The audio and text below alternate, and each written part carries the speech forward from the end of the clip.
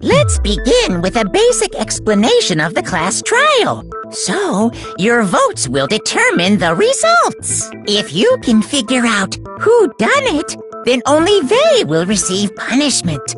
But if you pick the wrong one, then I'll punish everyone besides the blackened, and the one that deceived everyone else will graduate. And the killer really is one of us, right? Of course! Okay then, everyone close your eyes, and whoever did it, raise your hand! Don't be a goddamn idiot. Why the hell would they raise their hand? Before we move on and start the trial, can I ask a question real quick? What's going on with those pictures? I'd feel awful if they got left out just because they died. Friendship penetrates even death's barrier. Friendship penetrates? Okay, but what about that other empty seat? There were only 15 of us to begin with, so why are there 16 seats? Oh, no reason. It's just that our little courtroom here can technically fit up to 16 people. Okay, that about does it for the preamble. Get ready to get started. First up is the case summary. Now, let the class trial begin.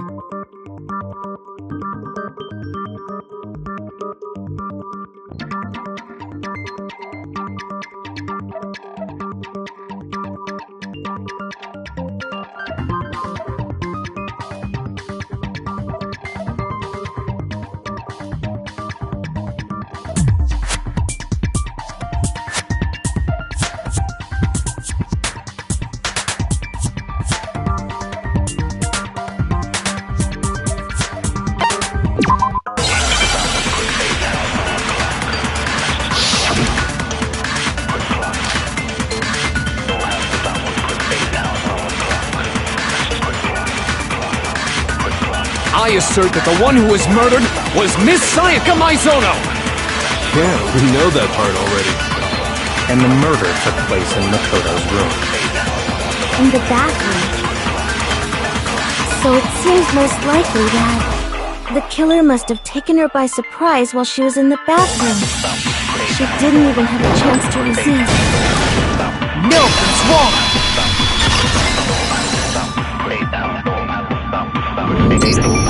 Just a second, Chihiro. Try to remember how my room looked. With the way things had been damaged, I think we can definitely assume there was a struggle. A struggle? Between who and who? Between Sayaka and the killer, of course. So you're saying Sayaka wasn't caught by surprise in the bathroom? She must have been attacked in the main room first. Then, she ran to the bathroom to try and hide. The killer followed her in, and that's where they finished the job. That much should have been obvious after taking one look at the scene. It shouldn't even need explaining. Sorry. Okay, so what's next? Next is the subject of the murder weapon. Wow, this is starting to sound like a real trial.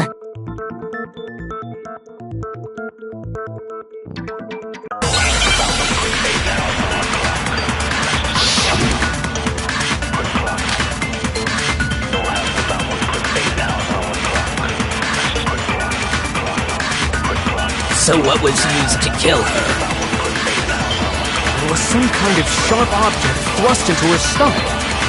Without a doubt, that is the murder weapon! So the killer used some random knife they had. No, that's wrong!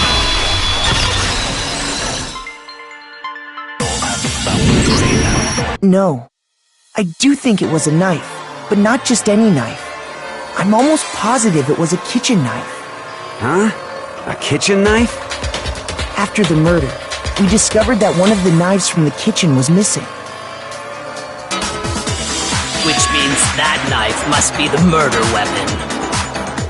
Oh, yeah. I guess that makes sense. You could sort of see the weapon sticking out of her stomach. And if you look real close, I could totally see that being a kitchen knife. Okay, so the murder weapon was a kitchen knife, but where does that get us? I mean, we all know Makoto killed her, right?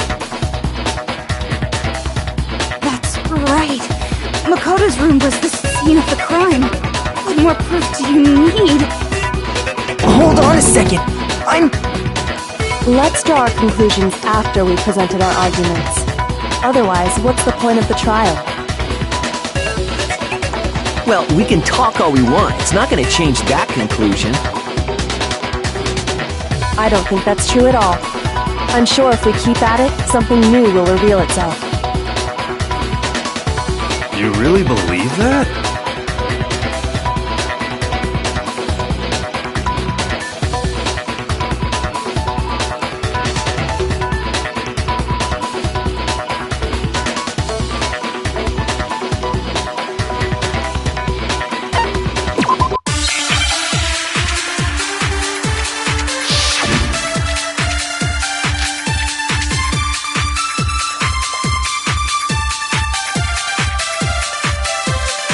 So I guess there's no question that the kitchen knife was the murder weapon. But where does that get us? Makoto must have taken it from the kitchen, right? He did it in secret, when nobody was... No, that's wrong!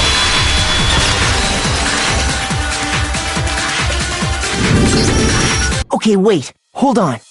I didn't take the knife from the kitchen. Next you're gonna say you're not the killer, right? Go ahead and say it all you want.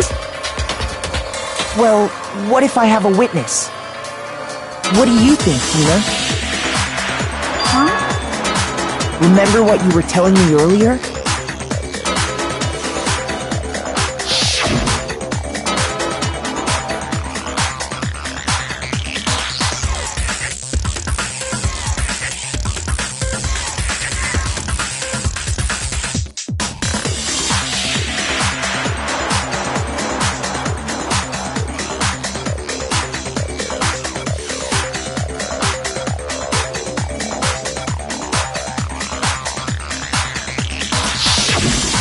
Just to be perfectly clear, the knife disappeared while you were in the dining hall, correct?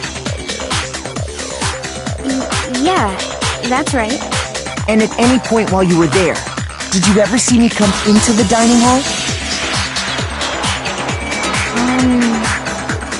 No, I don't think so.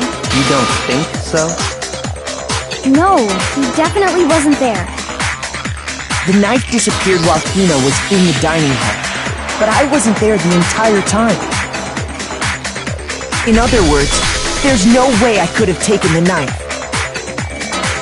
Okay, then what about this? What if the idiot swimmer girl and Makoto are in on it together, and lying to protect each other? Idiot swimmer girl? Oh, and more importantly, why would I get involved in something like that? Speaking of which, I'd like to ask the bear, if there is an accomplice, do they also become blackened? So you ask, and so I shall answer. Each murder is allowed to have an accomplice, but only the one who does the killing will get to graduate. So in other words, two people can work together, but one of them has no chance of profiting from it. Then there's no way anyone would work together, right? But what if they did work together, and they just didn't know about the rule?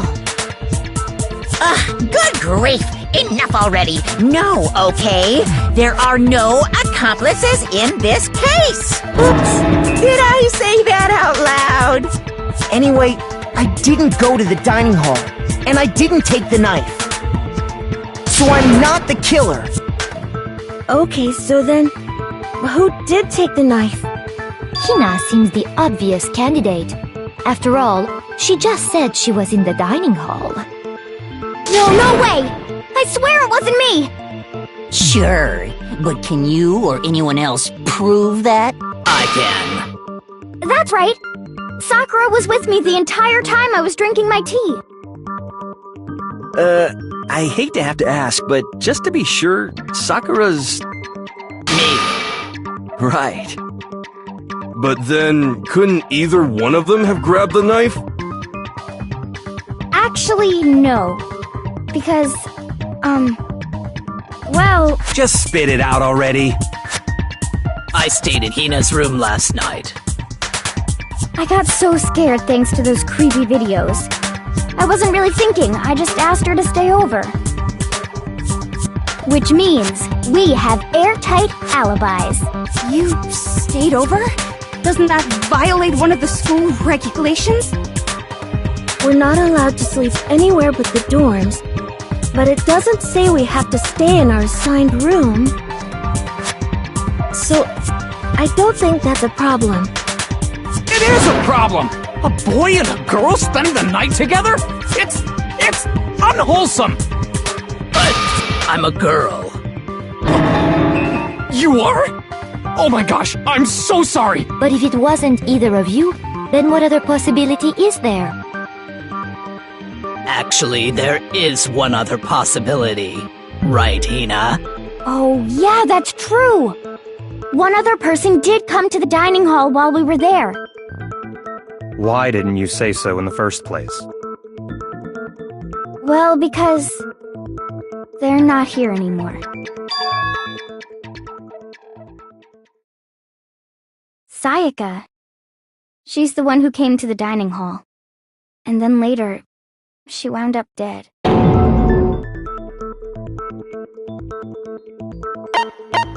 I got it! Then, Sayaka is the one who took the knife? That's the only possibility. And thinking back on it, she was acting kind of unusual. When she came into the dining hall, she didn't even look at us. She just went straight to the kitchen. As she left, she said she just wanted a drink of water. But most likely... The person who took the knife was the victim herself! I'm sure she just took it for self-defense. So you're saying the knife she took was then taken from her, and she was killed with it? In that case, you may not have taken the knife, but you still could have killed her. What? See? He did do it after all! No, you're wrong! So, that's how you would twist the argument and send us all off in the wrong direction? You possess a most terrifying talent.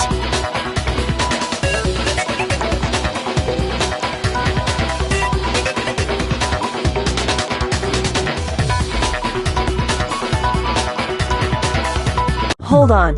It's still too early to decide conclusively that Makoto is the killer, wouldn't you say?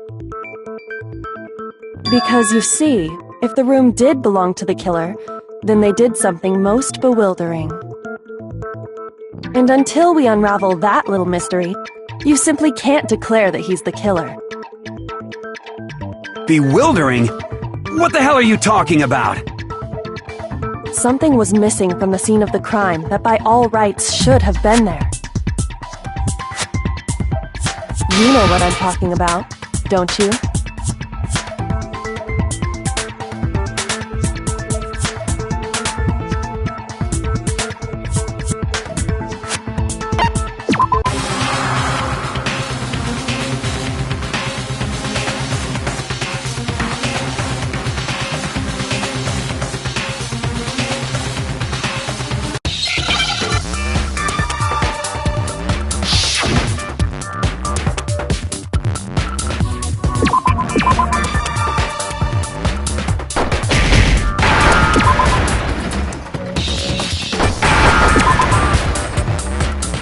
Now I understand!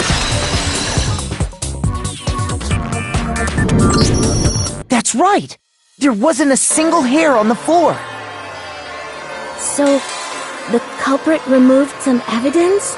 Yes, and if I were the culprit, why would I need to get rid of all the hair in my own room?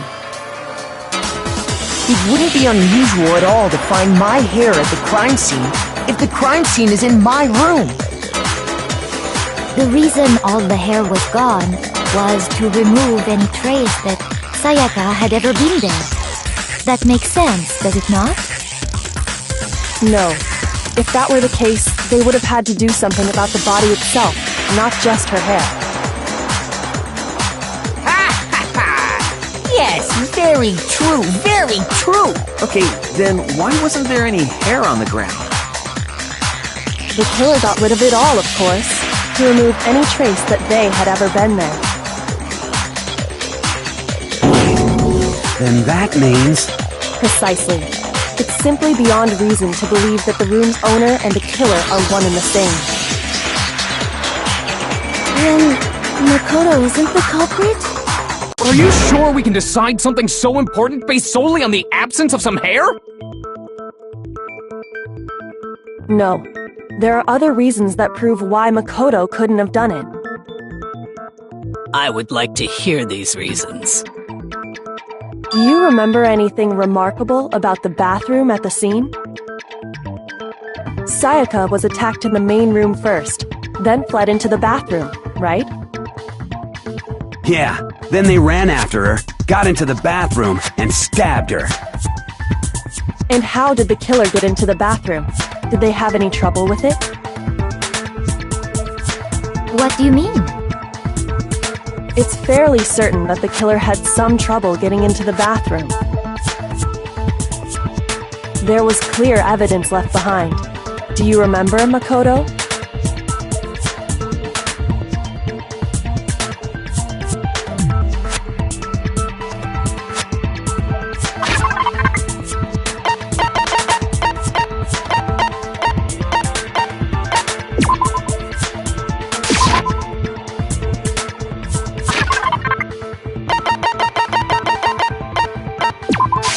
I got it! Evidence that the killer had trouble getting into the bathroom. You're talking about the doorknob, right? Huh? The doorknob? What doorknob? The doorknob for my bathroom. It was completely broken. See how the top part was unscrewed? And the doorknob's about ready to fall off? Oh yeah, true. But what does it mean? In trying to bypass the lock, they ended up nearly removing the entire doorknob. This is another most bewildering act for the room's owner. It proves Makoto is beyond suspicion. So what? You're saying he wouldn't break the door in his own room? But if the only choice you have is to break it, you break it. There's nothing bewildering about it. You still don't see? Okay then. Let's take another look at how the incident unfolded. Hopefully that will help you understand.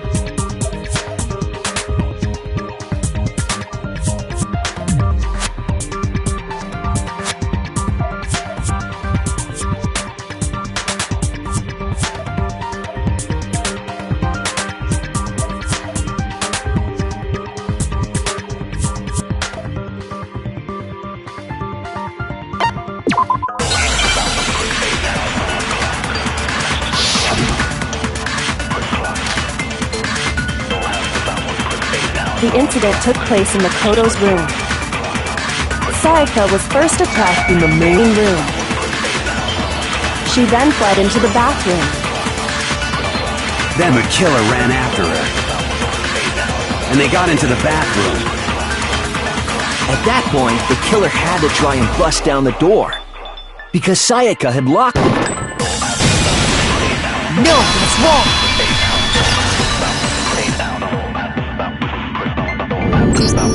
The reason my bathroom didn't open wasn't because it was locked. After all, the girls' rooms are the only ones with walk-in bathrooms, right? Yes, now that you mention it, that is true. Then why didn't your bathroom door open? Because it was stuck. Huh? What are you talking about? My bathroom door doesn't fit in the frame quite right. Monokuma over there can testify to that. Yup. True as true can be. But you know, you're supposed to be the ultimate lucky student, right? But to have such a cruddy door, that's not lucky at all. So the reason the door didn't open was just because it was stuck. But the killer didn't know that and assumed it was locked. So they tore apart the doorknob to get in. Okay, but then why would the killer even think the door was locked in the first place? Everyone should have known you can't lock any of the boys' bathrooms. The killer could easily make that mistake, thanks to one important detail about the scene of the crime.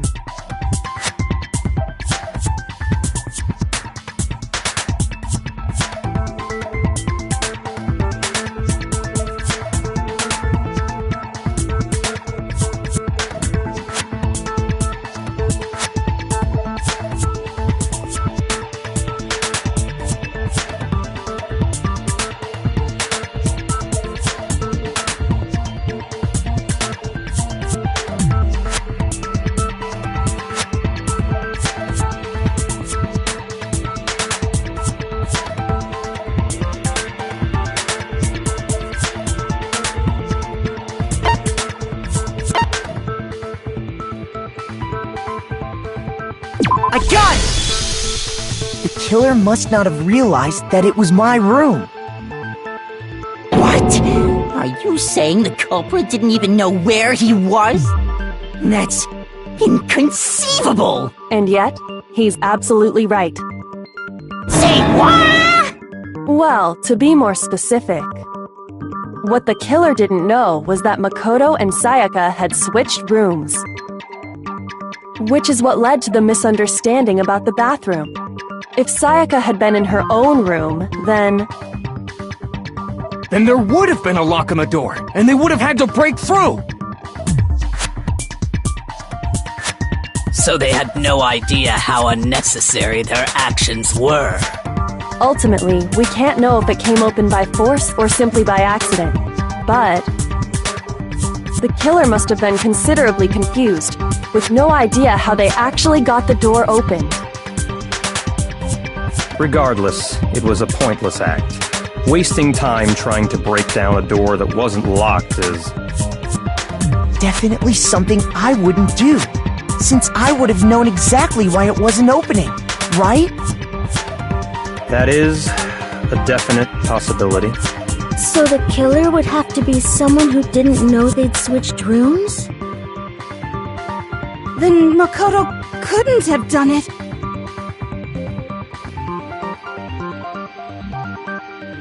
Okay, then who did do it? I'm sorry, but I give up! Quit without saving! But what happens if we can't decide on who we think did it? Well, why don't we just vote right now? Majority rules! Majority rules? Do you really think that's a good idea? Yeah, our necks are on the line here. Someone seriously needs to do something. For serious. Does no one have any other thoughts or questions? It does not matter how trivial they may seem. Oh, as a matter of fact, I do have one question. Oh, you don't gotta sound so disappointed. It's fine, it's fine. Just ask your question. Oh yeah. Okay, so, well, I was just wondering, how did the culprit get into Makoto's room in the first place? Yes. How did the killer get inside? Maybe Sayaka just dropped the key somewhere and the culprit picked it up. That's possible, right? I don't think so. That seems way too convenient. Then maybe someone picked the lock? Negative! If you remember, Monokuma made it quite clear that the locks are all unpickable. Fine. How about this? The killer got in the easy way. They could have knocked and said they wanted to talk or something, and Miss Maizono just let him in. No, that can't be it either. Oh, trying to argue against me? Sounds like someone doesn't know his place. Hello? Why exactly can't that be it?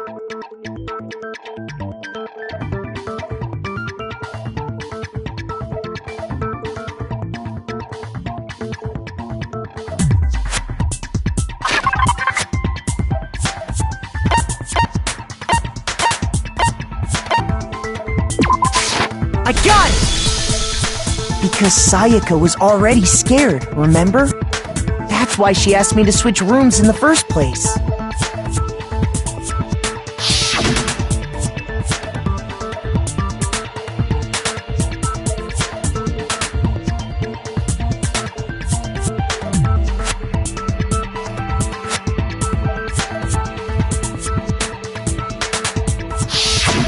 Knowing what she'd been through, I just can't believe she would have opened the door for anyone. What if her being scared was a lie? Huh? What the hell is that supposed to mean? Why would she lie about something like that? I know you don't want to consider it, but look at this and tell me. Can you still deny the possibility?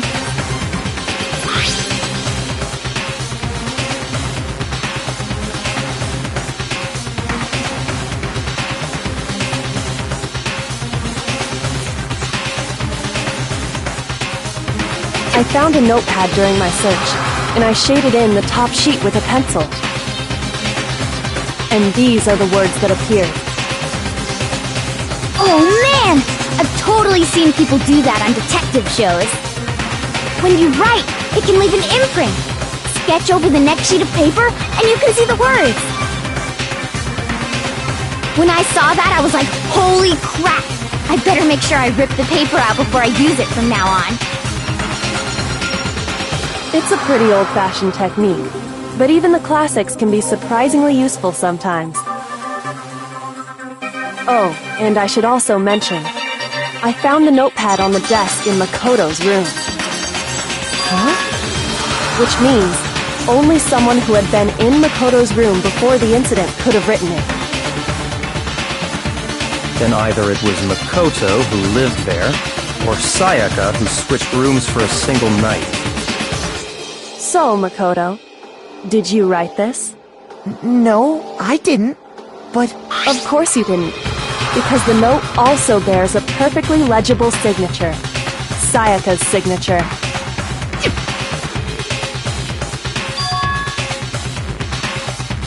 But why? Why would she write that? The note was likely her way of getting in touch with a certain someone. She must have slid it under their door to let them know she wanted to meet with them in secret. If you got an invitation like that from the ultimate pop sensation, what young man could resist? Of course, I'm only into 2D, so it wouldn't have any effect on me. But can we be sure anyone even got this note?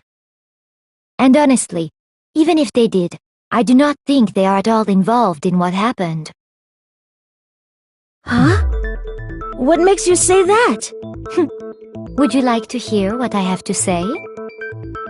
Very well then, pay attention.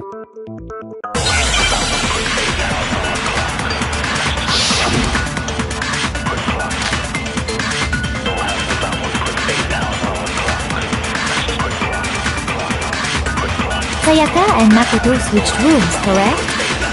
But in the note, the place they were asked to come to, it specifically says, my room. I see. So if someone read that note, then they would have gone to Sayaka's room. Exactly. The room that Makoto was staying in. So in other words, even if someone did read the note and did what it said, they would not have any connection to what happened. It certainly would seem that way. Sayaka and Makoto got in the note. But it specifically I see. Then they would have gone exactly. The room. No, it's wrong.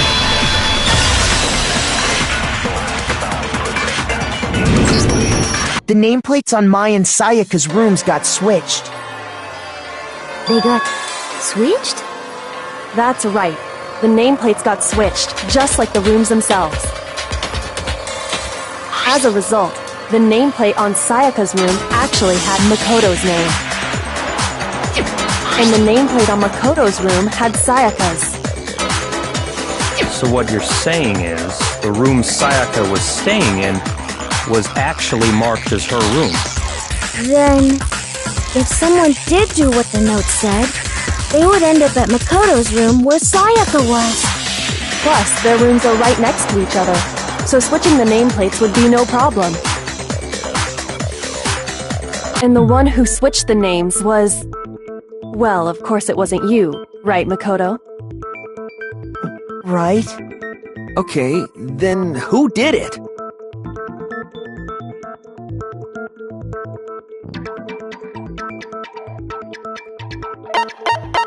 I got it! Me and Sayaka were the only ones who ever knew about us switching rooms.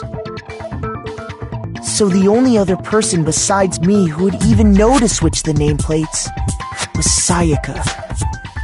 You can also infer as much from her note.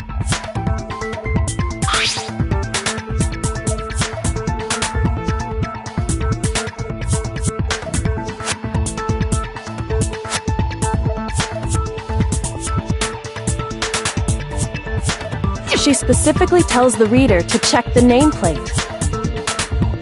She would only have written that if she knew the nameplates had been switched. But why would she switch them in the first place? She wanted someone to come to the room she was in, and also hide the fact that it was Makoto's room. What? Inviting someone to your room, but not telling them you'd switched rooms. Why would anyone do that? To understand that, we first need to understand what happened after she invited the person into the room. That's where the answer lies. What happened then was probably whoever she invited over came in and attacked her. We figured it out! We know who did it! Whoever she invited over is the culprit! But we still don't know who it is, you goddamn idiot! Sayaka fought with her killer there in the room, yes? Perhaps the answer to our previous question lies in that initial struggle. Yes, I think you're right. Then... we just have to figure out what happened during the fight, right? That reminds me. There was a replica sword at the murder scene. Was that perhaps used during the fight? Oh yeah. What's the deal with that sword?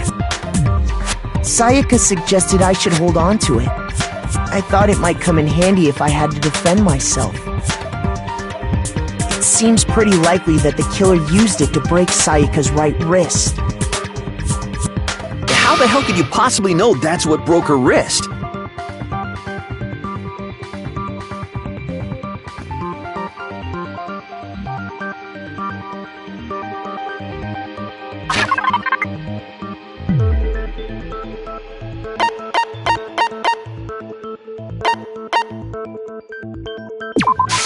I got it! All you have to do is take a good look at her broken wrist, and it should become pretty clear.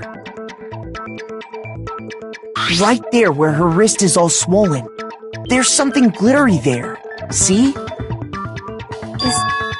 Is that gold? It sure is.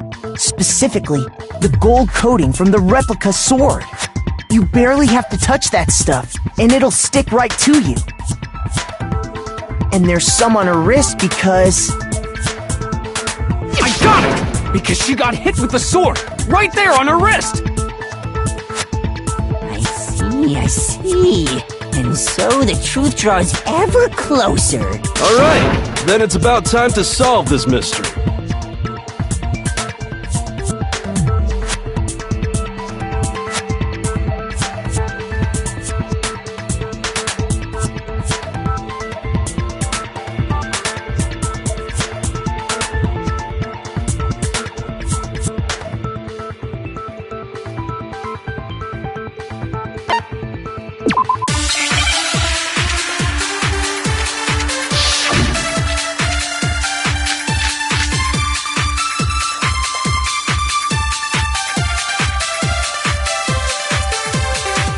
fighting broke out, the culprit grabbed the sword, and that's when the first blow was dealt.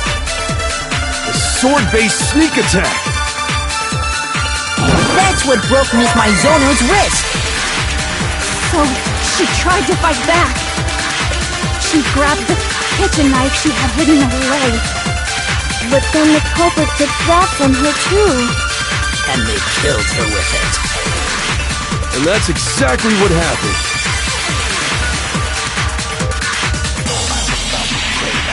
When the fighting broke out, the culprit grabbed the sword, and that's when the first blow was dealt. A sword-based sneak attack. And that's what broke. So she grabbed it, but then the culprit. And they killed her. And that's exactly what happened.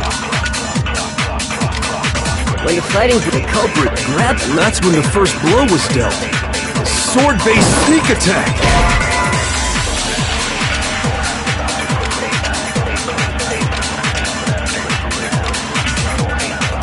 Shoot!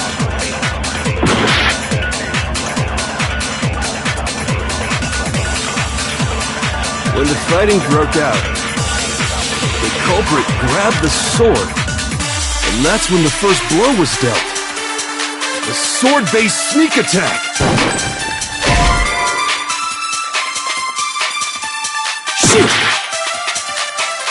When the fighting broke out, the culprit grabbed the sword, and that's when the first blow was the sword-based sneak attack. No, what's wrong?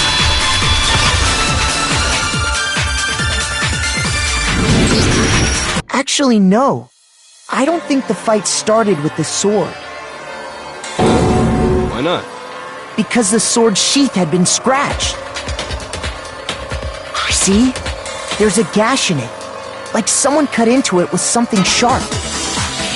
Something sharp? You mean like the kitchen knife? That was the only sharp thing found at the scene. Stop jumping ahead! Slow down and explain it so I get what the hell's going on. If the sword was used first, there wouldn't be any explanation for the scratch on the sheath. If you were going to attack with the sword, you'd take it out of the sheath first, right? That's true. With the sheath on, it'd be heavy and bulky and useless as shit. Okay, so how did the sheath get damaged? If they got attacked with the kitchen knife, maybe they grabbed the sword as a defensive impulse. In that situation, there wouldn't be any time to actually unsheath the sword. So you're saying the sword was initially used to defend against an attack from the knife? Which means whoever had the kitchen knife was the one who attacked first. I think I get it! So here's how it all played out. The culprit came in, found the kitchen knife hidden there somewhere.